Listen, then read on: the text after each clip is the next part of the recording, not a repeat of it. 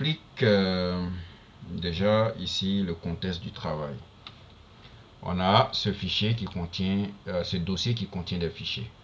On a aussi ce dossier qui contient des fichiers et on a ce dossier qui contient des fichiers. Donc ici, on va regarder, à l'intérieur, on a client, on a produit et on a région. Ce qui veut dire que si on était dans une entreprise ou encore dans une base de données, ça c'est la liste des clients. Donc c'est une table des clients ou encore un tableau des clients. Donc les clients sont listés ici. On a l'ID du client, on a le nom du client et on a son adresse, on a code postal, on a la ville dans laquelle le client est, on a le numéro de téléphone du client et on a le titre, si c'est madame, mademoiselle et ainsi de suite, et on a le nom du responsable. Ok, donc ça c'est la liste de clients.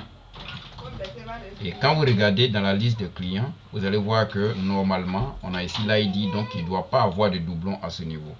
Donc c'est une liste qui ne contient pas de doublons. Si c'est une bonne liste. Ok. Ok, donc on va dans l'autre cas, ici, où on a le produit. Donc on a ici une table des produits aussi, où on a tous les produits qui sont listés à l'intérieur. Donc ici on voit qu'on a le produit 1 jusqu'à produit 14, donc il n'y a pas de doublons également. Donc ça c'est la liste des clients avec le prix unitaire et c'est-à-dire le coût unitaire. Le coût, ça c'est le coût d'achat, et ici prix unitaire c'est le prix de vente. Ok, donc on a ça. On a aussi un autre tableau ici qui combine les régions, donc la ville, et il va indexer la région dessus. Donc on a ça ici, je zoome un peu, on a ici la région et on a la ville. Ok, donc on continue. Donc ça ce sont des fichiers qui vont après, qu'on pourra connecter à notre table des faits qui est notre journal de vente. Ok, et ici on a la vente de 2017. On va enlever vente de 2019. Ok, ça sera notre témoin pour notre outil BI. Je pense que il s'agit déjà ici 2019. Donc on va supprimer. Ok, donc à l'intérieur de ce fichier on a les fichiers de vente. Donc on fait l'extraction, par exemple on peut faire l'extraction d'un système. Ok, voilà, donc on a ici 2017, on a 2018 et ainsi de suite. Et notre objectif c'est de créer un système qui est connecté à ces différents fichiers de telle sorte que quand il y a une modification, ça dit ici, si on vient déposer pour 2019, 2020 et ainsi de suite, nous on ne doit plus reprendre le travail. Tout ce qu'on a à faire c'est d'actualiser notre requête et nos rapports sont mis à jour automatiquement. Ok, donc c'est un peu ce qu'on veut faire. Donc on va se connecter à ce dossier là et ce fichier qui est ici sera notre témoin. On va récupérer ce fichier et quand notre système est bien mis en place, on va jeter ici, on va actualiser pour voir si réellement ça prend en compte. Ok, donc pour ça le fichier qu'on a utilisé la dernière fois, ça c'était pour nos bricolages. Donc ici maintenant je vais créer un nouveau fichier qui sera notre analyse.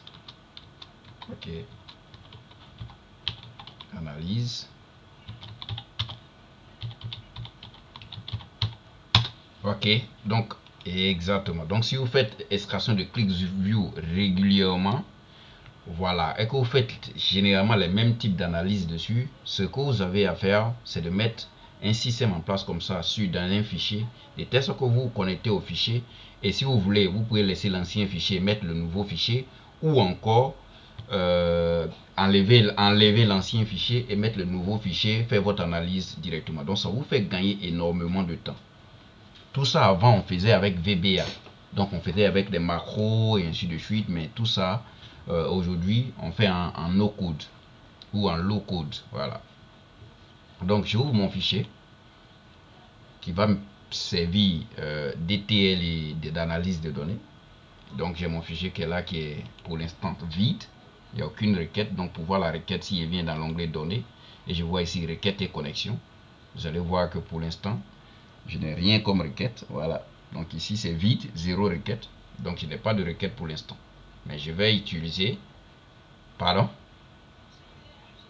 oui, je viens ici dans l'onglet données et je clique sur requête et connexion. Donc si j'ai pris ce fichier là pour me connecter à d'autres sources de données, automatiquement ça va me mettre en évidence ici qu'il y a telle requête, il y a telle requête avec les nombres de lignes dans le fichier. Voilà, donc quand on va travailler en allant, vous allez voir comment ça se présente. Donc pour l'instant, ce qu'on va faire, c'est d'aller par exemple prendre notre fichier client.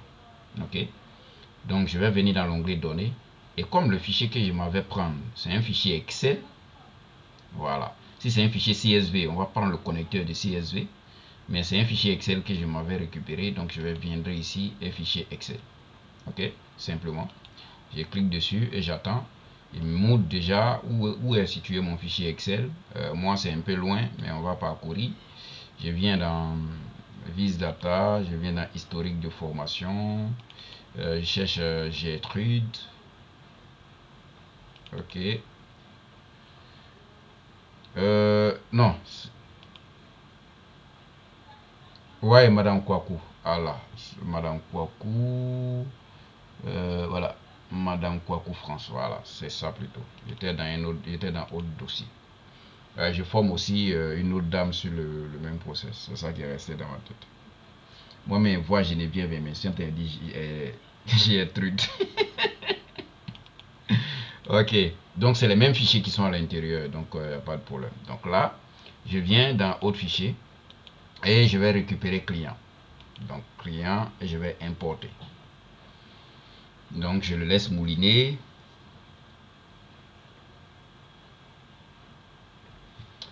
Et là, j'ai donné et j'ai client. Pourquoi? Client ici, vous voyez, c'est le nom de la feuille. Et données client, c'est le nom du tableau. Parce que quand on met une plage de données sous format tableau, on peut lui attribuer un nom. Donc c'est le nom là qui est ici. Voilà. Donc c'est mieux de prendre ça. Parce que si j'ai... d'accord. Ça, il faut que je peut-être revienne rapidement. Exactement. Il y a une plage de données simples avec les bordures et ainsi de suite. Voilà, c'est de ça qu'il s'agit. Donc j'ai ici l'onglet données. Je viendrai ici dans obtenir des données, donc classeur Excel, et je vais sélectionner client. Je vais importer. Donc ici, il nous montre ici que les données qui sont dessus sont en format tableau. Donc je prends le format tableau parce que si je prends un client, c'est bien vrai que je vais faire le traitement, mais c'est parce que les données sont déjà bien organisées. Sinon, s'il y avait des données hors du tableau, j'allais aussi les voir ici automatiquement. Voilà, donc c'est mieux. C'est le tableau qui m'intéresse, donc je vais sélectionner le tableau et je vais cliquer sur transformer. Voilà. Quand je clique sur transformer, je vois ici automatiquement qu'il a chargé les données, et ça, on est dans l'éditeur Power Query.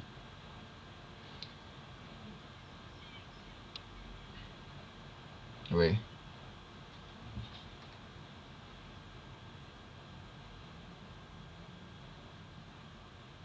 Non.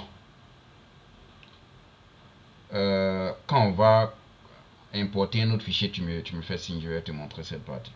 Voilà. Parce que ça ne prend pas toutes les feuilles, tous les onglets automatiquement. Ça va prendre une feuille, mais on peut activer l'option où on peut lui dire, on peut sélectionner les feuilles qu'on peut charger.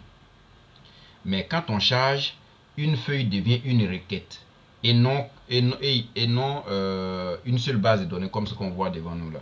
Ça veut dire s'il y a 10 feuilles qu'on a sélectionnées, les 10 feuilles seront ici. Chaque requête représente une feuille. Maintenant après, est-ce qu'on veut combiner tout ça et ainsi de suite? Si c'est la même structure qu'on veut combiner, on pourra maintenant les combiner. Voilà. Ok. Donc ici, j'ai ma base de données qui est là, tranquille, c'est toutes les données qui sont là. Donc je vais regarder le format de chaque colonne pour voir si c'est au bon format. Donc ici, l'ID client, c'est en nombre entier. Bon, on va pas s'emmerder, on va laisser. Sinon, généralement, on peut transformer en format test, ce qui veut dire aussi que les autres clés qui vont nous permettre de faire les liaisons, on va mettre aussi en format test. Donc pour ne pas se casser la tête, on va laisser en format numérique. Et ici, le nom du client, c'est un format test, c'est bon. On a ici également adresse rue. Ça, c'est un format test. Mais si je regarde déjà et je me pose des questions. Moi, dans mon analyse, qu'est-ce que je vais faire avec l'adresse rue? Voilà, donc c'est pas pertinent pour moi, pour l'analyse que je veux faire, donc je vais supprimer. Parce que plus vous avez des données qui ne seront pas exploitées, donc des données que je peux traiter de données inutiles, ça alourdit la mise à jour. Voilà, donc toutes les données qui ne vous seront pas utiles aujourd'hui et demain, ça ne sert à rien de garder ça dans votre analyse. Et ce qui est bien avec Power Query, c'est que demain, si je veux revenir à la colonne en question, je peux toujours annuler la requête en question. Même si ça a fait des mois que je viens et dis, ah, j'ai besoin de cette colonne, je peux venir toujours annuler la requête que j'ai effectuée. Ok. Voilà l'étape initiale. Donc là, je vais supprimer. Ok. Et ici, je vais lui dire code postal. Pour moi, c'est pareil. J'ai déjà la ville et tout. J'ai pas code postal dans un, comment on appelle ça, dans un autre tableau pour dire que je vais faire croisement avec le code postal. Donc pour ça, je n'ai pas besoin de ça. Je peux supprimer. Et la ville, ça c'est très important. Après, moi-même, même si c'est pas question de liaison, je peux faire analyse pour voir dans quelle ville je dégage plus de chiffre d'affaires. Voilà, donc ça c'est pertinent pour moi, je vais regarder.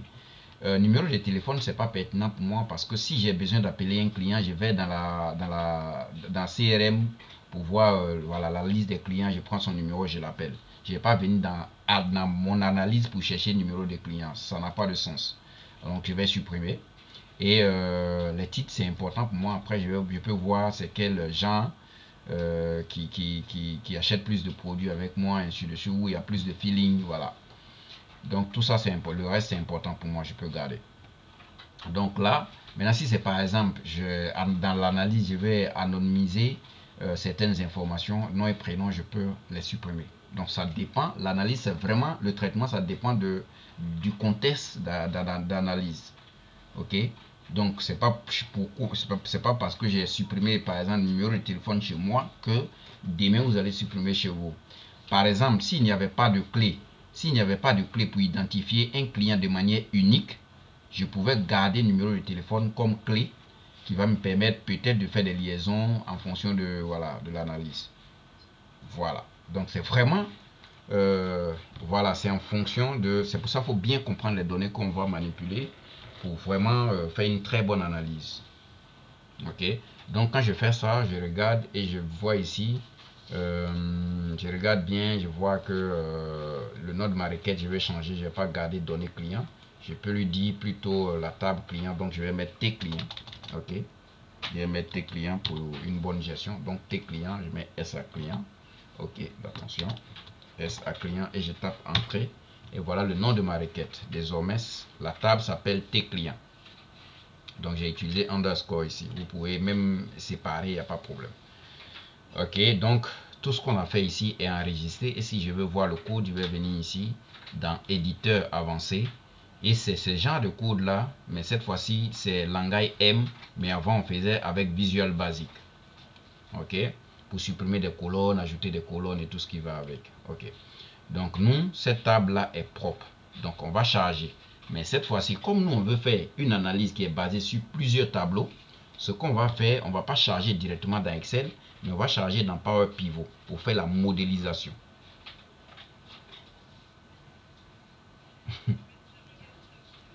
Oui,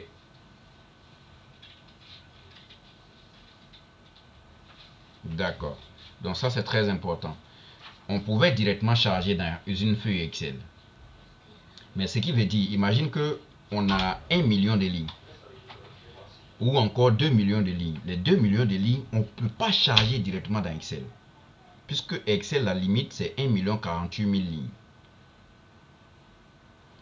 Donc, pour exploiter au-delà de la capacité d'Excel, on va charger dans Power Pivot. Ok.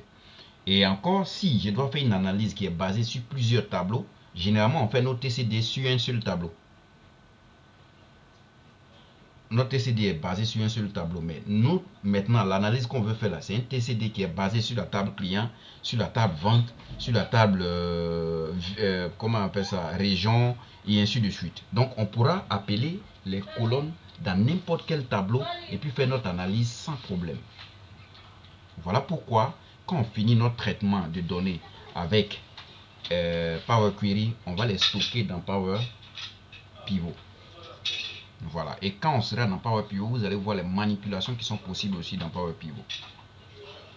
Mais imagine que je veux faire un traitement simple. C'est pas obligé de passer là-bas. Si j'ai par exemple une seule table et que j'ai peut-être, quand j'ai fini de charger, ça fait 1000 lignes à 100 000 lignes. Je suis pas, et j'ai pas vraiment besoin de faire une analyse poussée. Pour ça, je peux faire mon TCD tranquillement. C'est-à-dire, je charge directement dans une feuille Excel et comment on appelle ça, je fais mon TCD tranquillement. Voilà. Donc, c'est vraiment en fonction de l'environnement de travail. S'il y a plusieurs tables qu'on va manipuler, c'est mieux de les interconnecter après avec Power Pivot.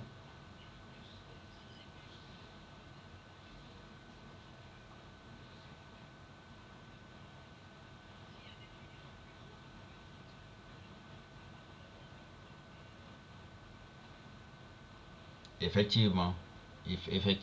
Effectivement.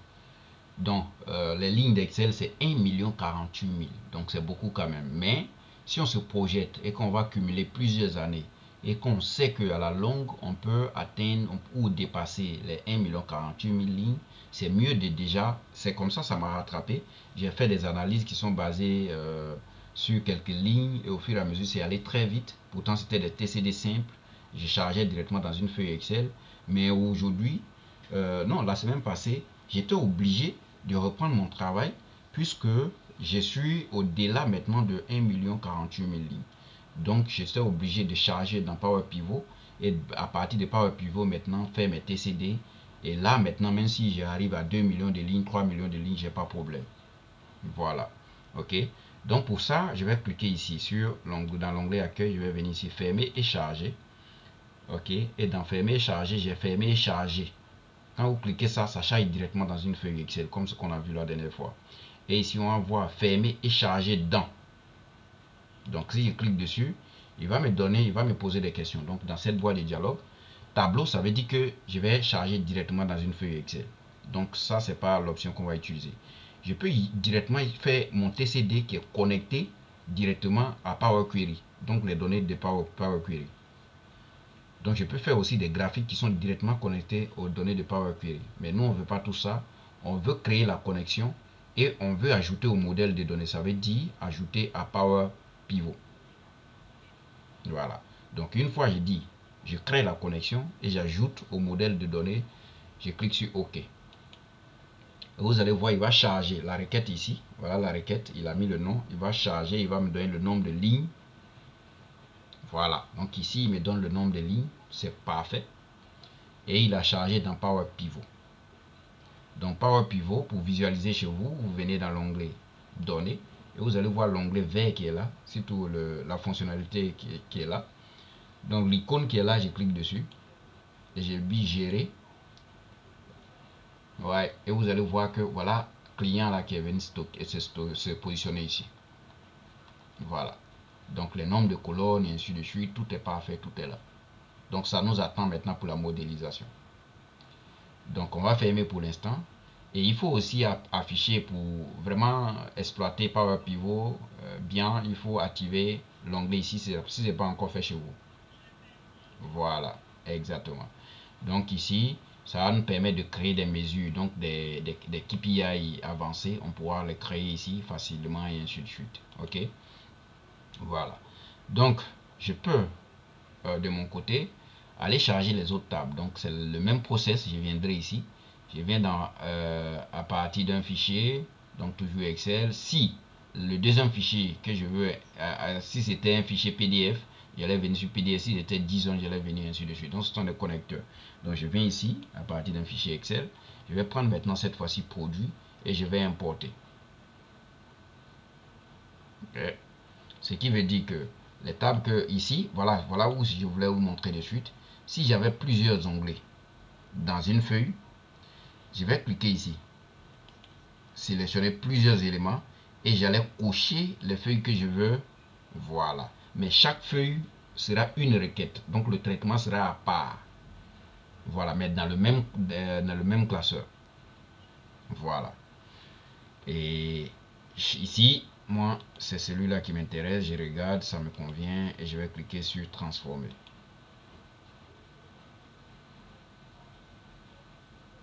Et à partir d'ici, j'ai ma table qui est là. Je regarde aussi chaque colonne. Il faut bien regarder chaque colonne pour être sûr que les données qu'on a sont vraiment au bon format. Donc ici, index, on a dit que c'est le code, donc on laisse toujours au bon format.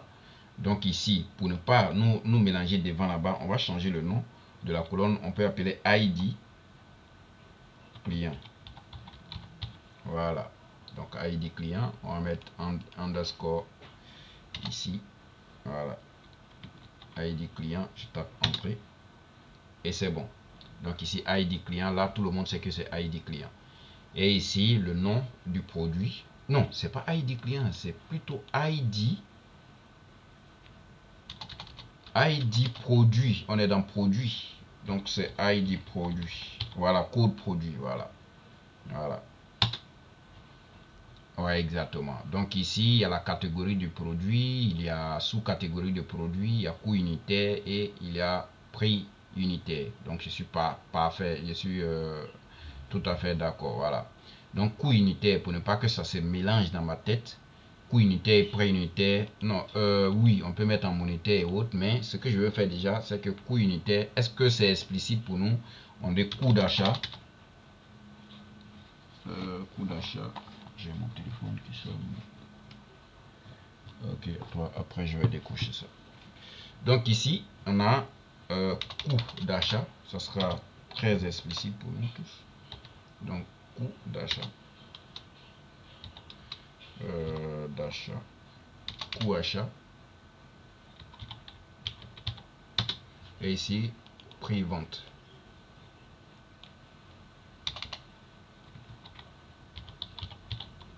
Ok. Donc, une fois j'ai ça, c'est super, ça me va. Donc, sauf s'il y a d'autres manipulations à faire, je peux faire. Et je vais mettre ici, pour la bonne procédure, je vais mettre T underscore aussi, produit. Ok. Voilà, pour dire que j'ai la table produit. Donc, je regarde bien. Et souvent, même, il faut regarder bien les modalités. Par exemple, les catégories ici, tu regardes comme ça. Et tu regardes catégorie 1, catégorie 2. Par exemple, parce qu'il peut y avoir catégorie avec S et puis 1. Donc ça, si c'est dans ce cas, voilà, ça peut créer des doublons que Excel ne va pas détecter comme les doublons. Voilà, donc ça, il faut traiter par la méthode remplacer par qu'on a vu. Et puis homologuer tout ça une fois c'est propre. Parce que si tu ne fais pas, ça va, non seulement tu auras des problèmes au niveau de l'analyse, mais si tu traites ici, ce qui est bien, c'est que quand il y a les prochaines données qui vont arriver et qui détectent le même problème, il va les retraiter automatiquement. Voilà. Donc, une fois on est bien d'accord avec, on va charger aussi. Donc, je viens ici, fermer et charger dans. Ok. Donc, je vais venir ici, ne créer que la connexion et j'ajoute au modèle de données et je clique sur OK.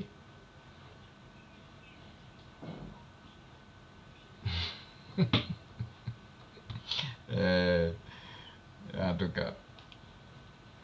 Donc, une fois les deux tables sont chargées, je viens encore dans l'onglet données, donc c'est la même procédure. Je viens là, je vais aller prendre le dernier fichier région, je vais importer. Qu'est-ce qui ne va pas? Ok, non, c'est ici. Donc, je vais sélectionner la feuille en question et voir déjà des anomalies, les nuls qui sont là. Voilà, donc c'est des choses à traiter. Je vois qu'il n'a pas détecté l'entête, voilà, l'entête correctement. Donc, je viens déjà traiter. Ok. Et je vais voir ici déjà, il faut faire en en-tête, donc remplacer. C'est bon. Et je vais lui dire de supprimer les lignes vides. Donc je viens ici, supprimer les lignes. Et je vais voir ici, ligne vide. Donc il y a supprimé les doublons, il y a supprimé les lignes vides, supprimer les erreurs et ainsi de suite. Et je vais supprimer les lignes vides. Donc automatiquement, j'ai mes données qui sont assez propres. Donc je regarde est-ce que je regarde mon souris les modalités pour voir si Angers n'est pas écrit deux fois.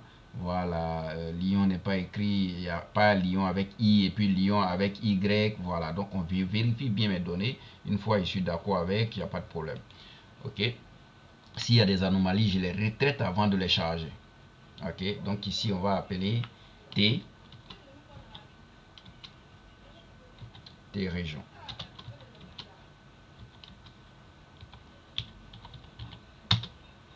Attention, je suis en train de taper n'importe quoi. Ok, donc ici R en majuscule et région. Voilà. Et là c'est bon. Je peux aussi charger. Donc je viens ici fermer et charger dans.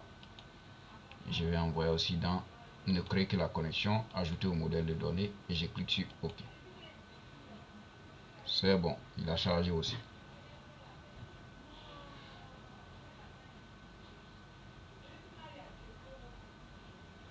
Donc je continue.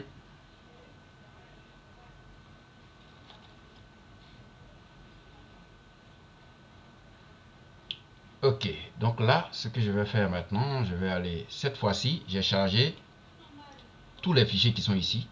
Donc ce que je vais faire, ça, je ne me suis pas connecté au dossier, je suis allé me connecter à chaque fichier. Ok, voilà, donc ce que je vais faire ici maintenant, c'est que si je viens, par exemple, que je crée un client dans ma base de données, le client, cette fois-ci, je vais l'appeler peut-être Fabrice Beau, donc avec numéro 51. Il va s'appeler, bon, je vais s'appeler, c'est l'entreprise, donc c'est Vis Data ici. Ok, on est à Abidjan, n'importe quoi, donc ici.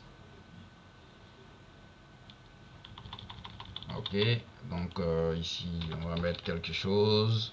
À Abidjan, ok, à Abidjan.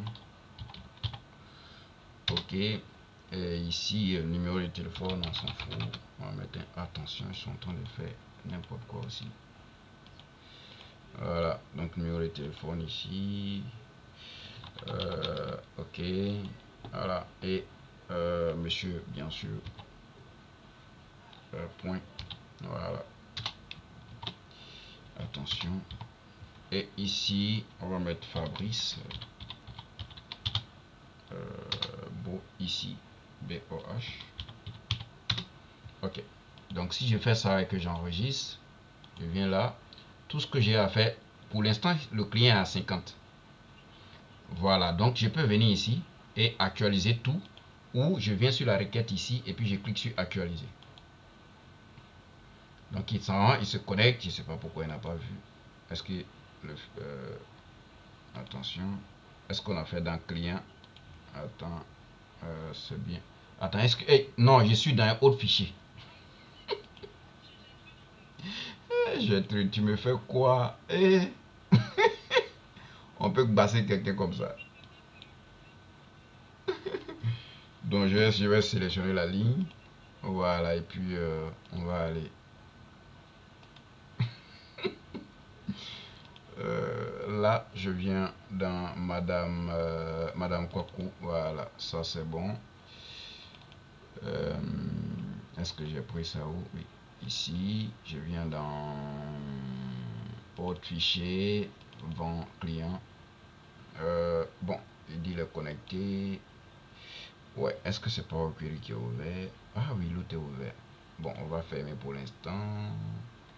Voilà, et on va faire la mise à jour. Ah oui, il y a un fichier plutôt au même nom qui est ouvert. Ouais, ouais. C'est pas grave. Ok. Sinon, là, est-ce que j'ai encore? Ok, j'ai encore. Donc, j'enregistre. Et je vais prendre le fichier de Gertrude là en même temps pour envoyer ici parce que c'est resté toujours dans Gertrude.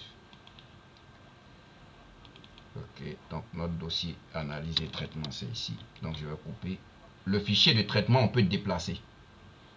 Mais le fichier, les fichiers sources, voilà, les fichiers sources on peut pas les déplacer. Donc on va, voilà, donc on va tester. Ok, donc je viens ici.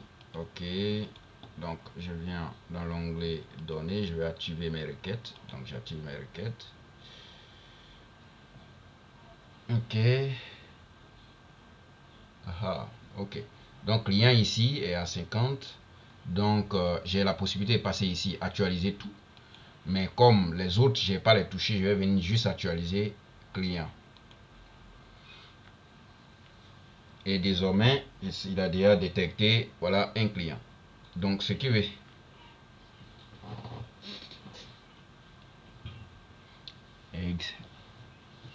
Exactement. Actualiser tout. C'est-à-dire, quand vous mettez un système comme ça en place, tout ce que vous avez à faire, c'est les nouvelles données, vous allez les mettre à l'endroit idéal, ou encore si c'est le même fichier, si vous mettez, si vous faites la mise à jour et tout ce que vous venez directement sur votre reporting, vous cliquez sur actualiser. Tout ce que vous avez à faire, ça va vous faire gagner énormément de temps.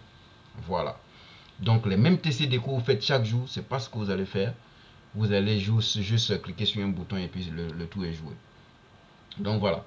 Et là, ce que je vais faire maintenant, c'est d'aller aussi dans... on va maintenant aller récupérer les données de vente. Donc vente 2017, vente 2018. On va pas prendre fichier par fichier et puis les combiner après. Mais on va plutôt se connecter à ce dossier. Et l'objectif, c'est quoi? Si demain, il y a un nouveau fichier de vente qui arrive, je ne fais que ça doit être dans la même structure. Donc, si je mets directement dans ce dossier, je vais sur mon fichier, j'actualise et automatiquement, les nouvelles données plus les anciennes données sont actualisées automatiquement. Voilà. Donc, je gagne énormément de temps. Exactement. Donc, je ne fais qu'ajouter mon fichier de nouveau mois dedans au fur et à mesure et je récupère sans problème. Voilà. Donc, je viens là et je vais lui dire que je veux me connecter désormais à un dossier. Donc, l'onglet données et je viens dans ici, obtenir les données à partir d'un fichier. Je viens ici à partir d'un dossier. C'est pas pourquoi ils l'ont classé ici, mais bon. Sinon, on dit ici à partir d'un fichier. Normalement, il doit avoir que des fichiers ici. Mais bon, voilà. Donc, on clique dessus et on va chercher notre dossier. Donc, cette fois-ci, je viens dans personnaliser, je viens dans Vis Data, je vais venir dans historique de formation et je vais prendre Madame Kouakou.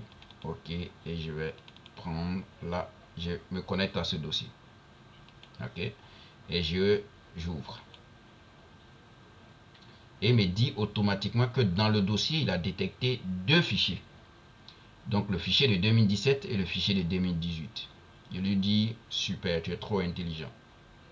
Ok, je vais cliquer sur transformer.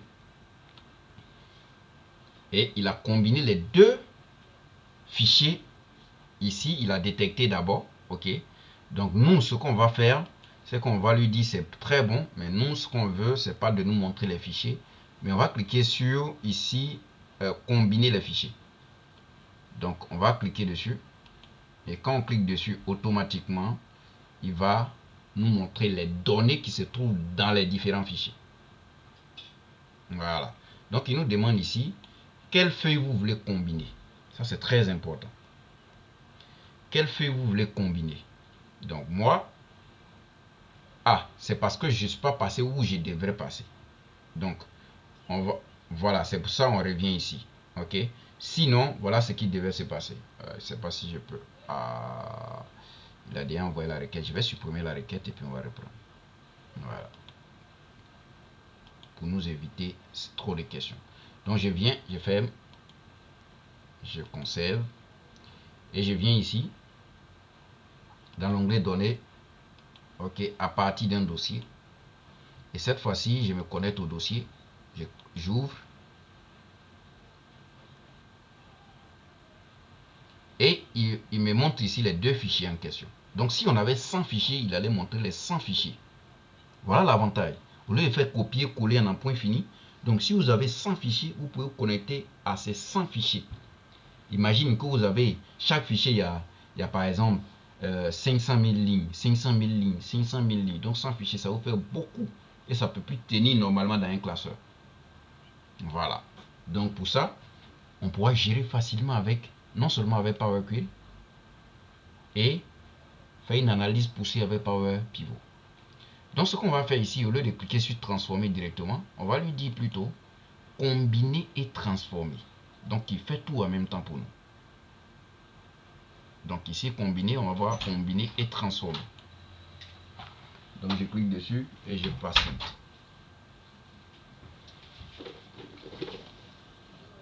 Et je patiente. Et on verra ce qu'il va nous proposer. Il nous montre ici la feuille qu'on doit combiner. Parce qu'il peut y avoir plusieurs feuilles, dans chaque fichier. Donc il nous demande, c'est pour ça aussi, dans chaque fichier, le nom de la feuille doit être identique. Voilà. Donc si vous faites généralement l'extraction d'un système BI, par exemple, comment je peux appeler ça, ClickSense, quand vous faites l'extraction, arrangez-vous pour que à chaque fois ça sorte au même nom. Si ce n'est pas le même nom, c'est la manipulation à faire avant de mettre dans votre dossier. Les noms des fichiers peuvent être différents. Par exemple, vente 2017, vente 2018, ça, il n'y a pas de problème. Mais les feuilles que vous voulez combiner là doivent avoir le même nom dans chaque fichier. Donc ici, dans chaque fichier, les feuilles sont appelées feuille 1. Donc je clique dessus et il me montre l'aperçu. Je lui dis c'est parfait. Je clique sur OK.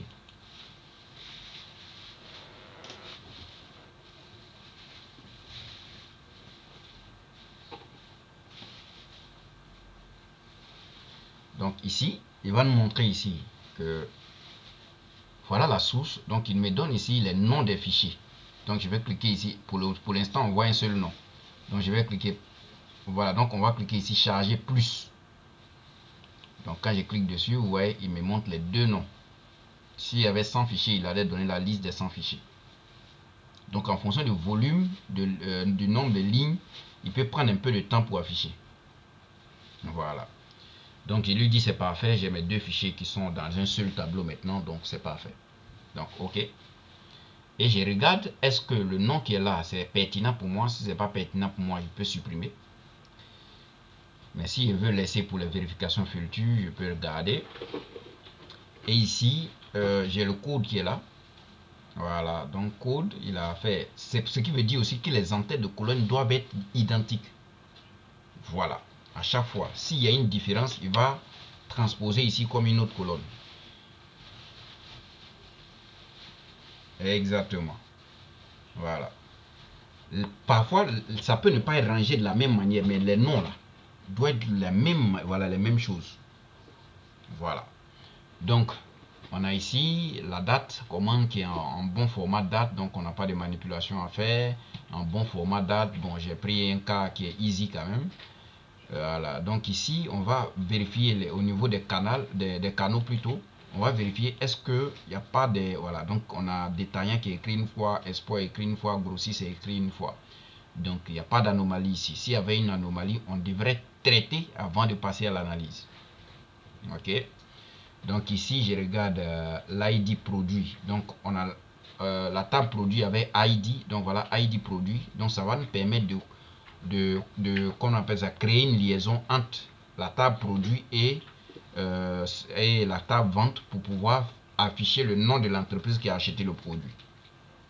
Ici aussi, bon, quel produit on a vendu plutôt. Et ici, voilà l'ID client qui nous permet de faire la liaison entre cette table et la table client. Et voilà la quantité qu'on a vendue. Ce qui veut dire aussi qu'on n'a pas prix unitaire ici.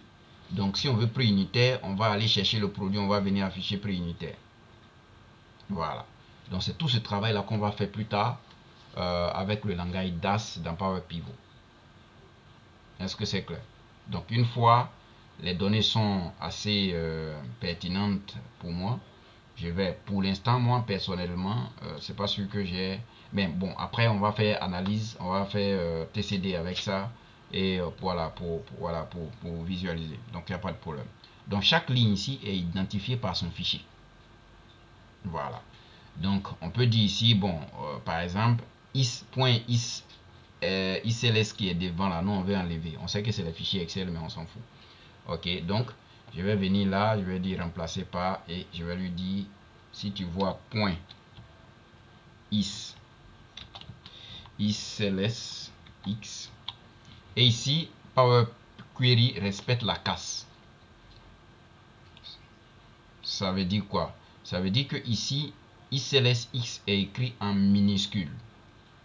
Donc si moi je tape ici en majuscule, comme ce que j'ai l'habitude de faire sur Excel, ça ne va pas marcher. Il ne va pas trouver. Voilà, donc si tu cherches quelque chose en majuscule, il faut mettre en majuscule. Si tu cherches quelque chose en minuscule, il faut mettre en minuscule. Donc je clique sur OK. Donc automatiquement, il m'a supprimé .icls qui sont là. Donc j'ai vente 2017, vente 2018 et c'est assez propre pour moi. Donc je vais charger aussi dans Power Pivot. Donc je clique là, fermer, charger dedans. Et je vais venir ici, ne créer que la connexion et j'ajoute au modèle de données et je clique sur OK. Donc toutes mes données sont désormais chargées dans Power Pivot. Et je vois ici mes requêtes. Donc j'ai requêtes client. On n'a pas bien renommé notre table vente. Donc on va, il a déjà renommé là-bas, mais une fois là-bas, on va renommer, c'est pas grave. Donc on va voir ici T underscore vente. On va renommer, attention, je suis en train de faire n'importe quoi. Ok, vente. Ok. La requête, renommée, on s'en fout. Voilà. Donc il dit comme il a déjà chargé dans Power Pivot, changer le nom de la requête peut avoir des impacts. Donc on lui dit il n'a qu'à changer, arriver là-bas. Si c'est pas le même nom, on saura quoi faire. Donc ici fermer et charger. Maintenant, quand vous chargez dans Power, quand vous chargez les données une fois, vous ne pouvez plus, vous n'avez plus l'option fermer et charger dedans. Voilà, donc on va fermer et charger. Donc on va charger où on avait chargé avant, c'est tout.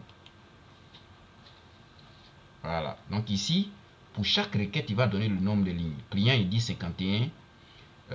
T produit, il dit 14. T région, il dit 16. Et ici, on a T vente où on a plus de lignes, puisque c'est notre journal. Donc ici, on a 5451. Ok, donc on va aller maintenant dans Power Pivot. On vient ici dans Power Pivot et je vais cliquer sur gérer. Ok, je clique sur gérer et vous voyez ici, j'ai T, voilà, j'ai T client, j'ai T produit, j'ai T, comment on appelle ça, région, et j'ai ici vente comme on avait chargé. C'est pour ça qu'il disait de suite, il a changé le nom là-bas, mais il ne pourra pas changer de nom ici. C'est ce qu'il nous avait dit. Donc nous, on va lui dire c'est pas à faire. Nous-mêmes, on va faire manuellement. Donc on va l'appeler T underscore vente. Attention.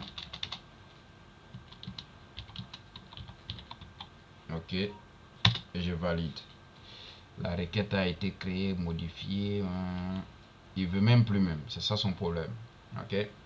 Ça son problème. Donc là, on est obligé de faire avec. Ok. On est obligé de faire avec. Pourtant, on a bien changé dans Power. Voilà. Si après on a des données, c'est compliqué. C'est compliqué. C'est compliqué. Voilà. Donc là, on est un peu... c'est pour ça qu'il faut bien travailler là-bas. Et voilà. Sinon, il y a des actions qui sont difficiles à rattraper. Voilà. Donc, je reviens là. J'essaie de... je peux lui dire... Ok, c'est bon. Je vais laisser comme ça. Je vais lancer Power Query. Ok. Power Pivot. Power Pivot plutôt. Donc, je suis là. Donc malheureusement, on ne pourra pas avoir quelque chose de correct. Ça m'embête, mais on n'a pas le choix. Okay. Soit on reprend tout le travail, ou on fait... voilà. Donc on a les différentes tables qui sont là. Donc il peut y avoir même une dizaine de tables en fonction du contexte du travail. Ok. Donc quand vous voulez regarder une table, vous cliquez sur l'onglet comme si on était dans Excel. Seulement qu'ici, on ne peut pas modifier une cellule. Ok. Voilà, on ne peut pas modifier une cellule directement. Donc ce qu'on peut faire, on va créer maintenant ce qu'on appelle la modélisation. On va faire la modélisation. Donc, on va créer des relations entre les tables. C'est vraiment très... C'est pas compliqué. Si tu as bien compris les données depuis la base, c'est fini. C'est pour ça, quand je vous dis, on fait ceci, vous dites, ah, est-ce que ça peut suffire, et ainsi de suite. Voilà. Si vous avez bien compris, ça y est, le plus gros problème, c'est le traitement de données. La modélisation, c'est très facile. Il faut bien comprendre comment les données fonctionnent. Et pour déjà venir ici, si tu as une seule table, tu n'as pas besoin de modélisation. Puisque la modélisation, c'est le fait de mettre les tables, les liens, les tables, de créer des relations entre les tables. C'est les tableaux, voilà, les tableaux qui sont là. Voilà, donc en analyse de données, les tableaux, on les appelle les tables. Voilà, et les colonnes, on les appelle les champs. Voilà. Donc ici, ce qu'on a à faire, c'est de faire la modélisation. Et pour faire la modélisation, on est dans vue de données, on va changer de vue, on va venir dans vue de diagramme. Donc je clique dessus et vous voyez, on va voir chaque table, comme ça. Voilà. Donc c'est très simple. Donc une fois c'est comme ça, moi je prends ma table def. C'est ça, ici il faut comprendre ce que je vous ai expliqué au début, table des faits, table des dimensions. Donc table des faits, c'est notre journal, c'est où on enregistre notre vente chaque jour. Et ici, voilà, donc on peut, voilà, juste ajuster pour voir toutes les colonnes bien. Voilà, comme ça. Donc je suis là et je vais faire ma modélisation, donc créer des liens entre les tables. Donc je peux déjà, depuis quand je fais mon traitement, il sait déjà quelle table a quel lien avec quelle table. Ok. Donc ici, quand je regarde, j'ai l'ID client. Donc l'objectif c'est de prendre les tables de dimension pour envoyer vers les tables vers les tables d'effets. Donc c'est les deux notions. Pour travailler comme un professionnel, vous pouvez travailler, mais ne pas connaître ces différents noms-là, c'est que vous n'êtes pas en train de faire de business intelligence. Donc, les tables de dimension, ce sont les tables qui contiennent des catégories ou encore des noms des objets qu'on manipule pour la vente. Donc, si je suis dans une entreprise, la liste des personnels, c'est la table de dimension. La liste de matériel informatique, c'est table des dimensions et ainsi de suite. Mais par exemple, quand je vois le journal journal de vente, ça c'est table de faits. Quand je prends par exemple le journal de présence, ça c'est table de faits. C'est-à-dire chaque jour, il y a des mouvements qui sont faits dedans. Ok.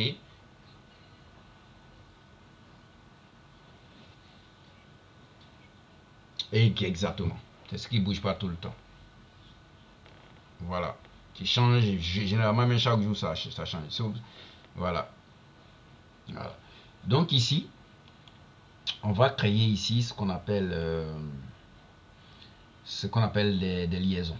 Donc je vais prendre l'ID client, je vais envoyer sur l'ID client qui est ici. Ça peut ne pas avoir les mêmes noms, mais moi je sais que, par exemple, ça peut être ici code client. Mais le fait que je dois savoir que code client et l'ID client, il y a un lien. Donc ça fait partie de la compréhension des données avant de venir faire ça. Ok. Sinon, c'est pas basé sur le nom des colonnes. C'est basé sur le contenu des colonnes. Voilà. Donc ici, il nous dit ici qu'on part de 1 à étoile. Ce qui veut dire quoi? Que ici, il n'y a pas de doublon de client. Par contre, le même client peut faire plusieurs achats ici. Voilà. Donc, on a une relation de 1 à plusieurs. C'est ce que ça veut dire. Donc, pareil ici, l'ID produit, je vais prendre et je vais envoyer ici vers l'ID produit. Ok. Donc ça me donne aussi une relation de 1 à plusieurs. Par exemple, le produit est enregistré ici une seule fois et le même produit est acheté ou vendu ici plusieurs fois. Voilà. Et j'ai ici ce qu'on appelle maintenant T-région. Donc j'ai ma troisième table ou quatrième table qui est T-région. Mais quand je regarde T-région ici, qui contient deux colonnes, j'ai région et j'ai ville. Dans la table vente ici, je n'ai pas vente. Sinon, je n'ai pas ville, je n'ai pas région. Ce qui veut dire que je ne peux pas créer de lien entre cette table et celle-là. Par contre, dans T clients, donc je vais permuter les colonnes, et surtout les tables. Ok. Dans T clients ici, j'ai ville et j'ai ville ici. Et ville qui est ici et ville qui est ici, il n'y a pas de doublon dessus. Ce qui veut dire que je peux créer la relation. Donc je prends ici et je mets sur ville. Et automatiquement, j'ai une relation de 1 à plusieurs. Pareil, c'est région qui est répétée ici plusieurs fois. Sinon, la ville est identifiée une seule fois.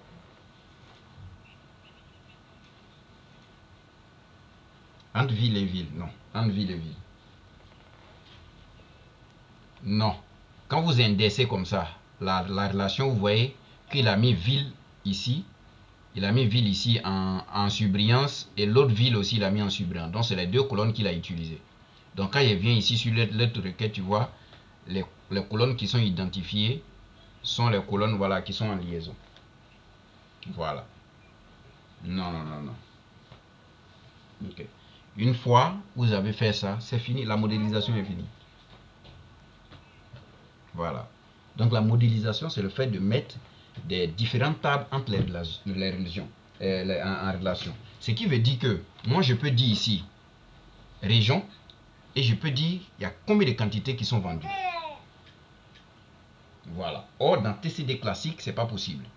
Faut les récupérer avec recherche V d'abord avant de faire ton calcul. Or, on n'a pas besoin de ça ici. Exactement. Exactement. Exactement. Ok. Attends, je vais... reste là-bas, chérie. Attends. Je prends. Ok. Donc ici, je vais changer de vue. Donc je vais cliquer ici sur vue de données. Ok. Je reviens dans mes données. Et là, si par exemple, je regarde sur cette... Voilà. Je vais zoomer pour que ça soit assez grand. Vous voyez, il y a... Voilà, par exemple ça. Voilà. Ça veut dire que entre cette colonne et d'autres tables, il y a une liaison qui est faite. Voilà. Voilà où il y a des liaisons, les colonnes qui nous ont servi de lien entre clé primaire et clé étrangère. Vous allez voir qu'il y a ce signe là-dessus. Voilà. Donc, une fois on est d'accord sur notre modélisation, c'est super intéressant. Et ce qu'on a à faire maintenant, c'est de clé primaire et clé étrangère, c'est quoi? Quand je suis dans la modélisation ici, vous voyez que j'ai ici l'ID produit. Et le même ID produit qui est ici se trouve à l'étranger ici. Voilà. Donc en gros, le fait, quand c'est ici, quand cette clé est chez elle ici, elle est la clé primaire. Maintenant, quand elle quitte là et qu'elle vient dans la table des faits, voilà, on le traite maintenant de clé étrangère. Ok.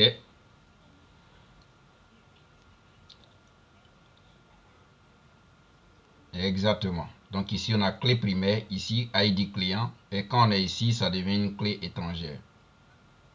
Voilà. Et quand je finis comme ça, je n'ai plus rien à faire. Ce que j'ai à faire, je peux aller directement faire mes TCD.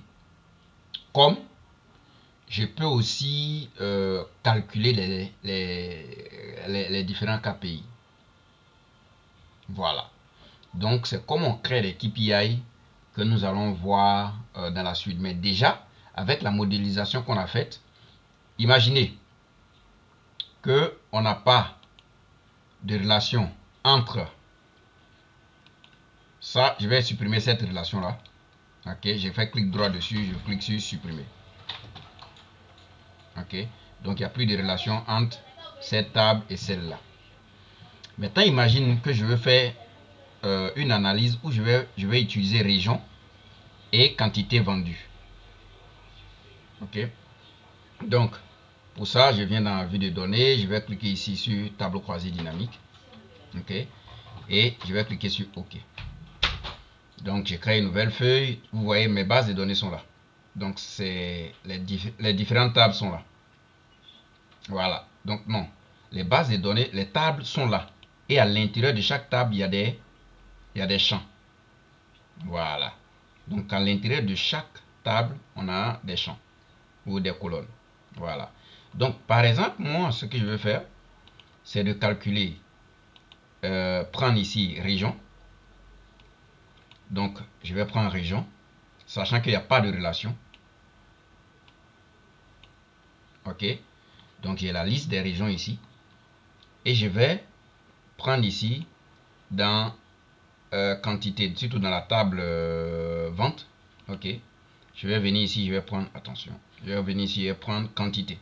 Donc, je prends quantité et dépose ici. Vous voyez automatiquement qu'on a les mêmes chiffres partout. Quand vous voyez les mêmes chiffres partout comme ça, c'est juste pour vous dire que il n'y a pas de relation entre les deux tables. Donc on va aller créer notre relation et vous allez voir que quand on va revenir, les données sont actualisées en même temps. Donc je viens dans le Power Pivot plutôt. Je vais gérer. Je vais venir faire ma modélisation. Et je vais prendre ville. Je vais coller ici. Et c'est bon. Je peux réduire même. Et vous voyez automatiquement que les chiffres ont changé. Là, il a déterminé la relation et il fait maintenant une bonne analyse. Ok? Donc, ne jouez pas avec les liens qu'il faut créer, la modélisation. C'est très important. Si vous faites une mauvaise modélisation, vous allez avoir le mauvais résultat. C'est comme si vous avez fait un mauvais recherche IV. Voilà. Donc, si vous avez l'habitude d'utiliser cela, c'est le même concept, seulement que tu vas faire glisser-déposer sur la bonne colonne. Voilà. Et tu n'as pas besoin d'avoir toutes ces colonnes-là dans un seul tableau. Chaque colonne va rester dans son tableau de base. Et si on doit faire la mise à jour, on fait la mise à jour là-bas. Il n'y a pas de problème. Quand tu viens, tout ce que tu as à faire, c'est de venir ici, cliquer sur actualiser. Tes requêtes vont se mettre à jour ici. Tranquillement, tu attends. Voilà, et c'est fait.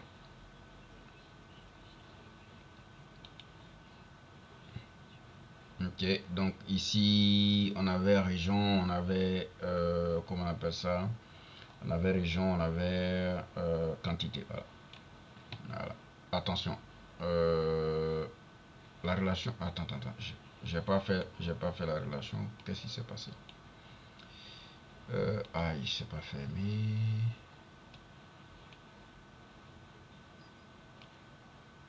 Ok, attends. Je sais pas. Donc toutes les relations sont sautées en même temps. Je sais pas pourquoi. Donc je reprends. ID produit.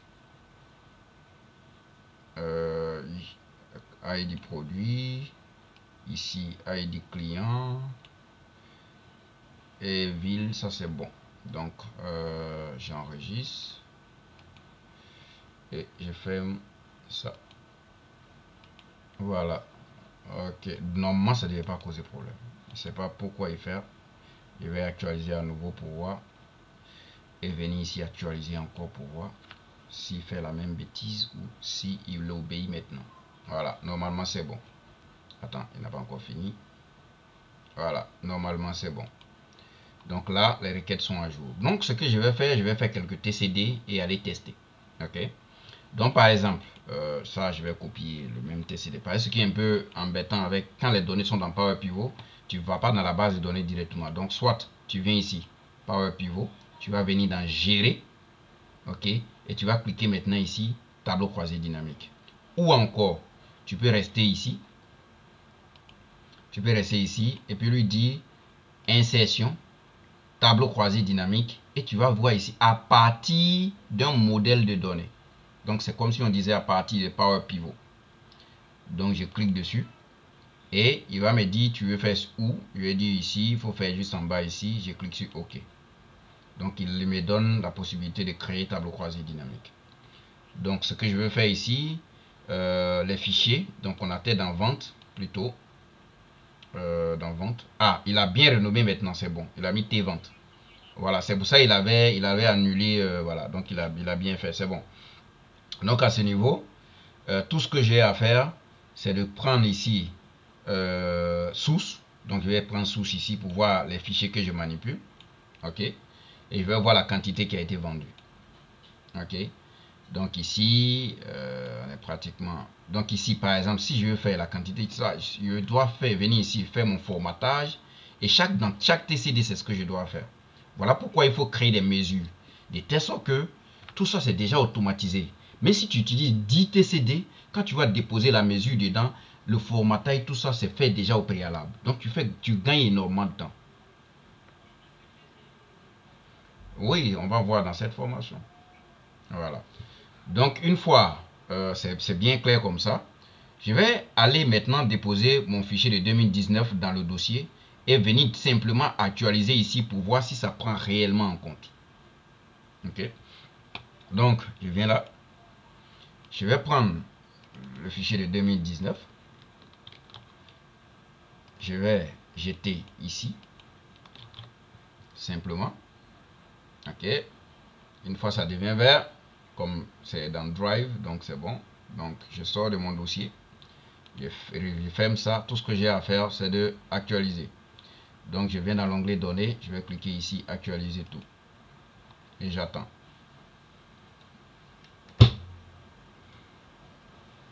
Et vous voyez automatiquement, voilà 2019 qui est positionné avec ses valeurs. Donc, si c'est un tableau de bord, vous voyez que tout est actualisé. Tout ce que j'ai à faire, c'est de cliquer sur un bouton et mon travail est fait à ma place.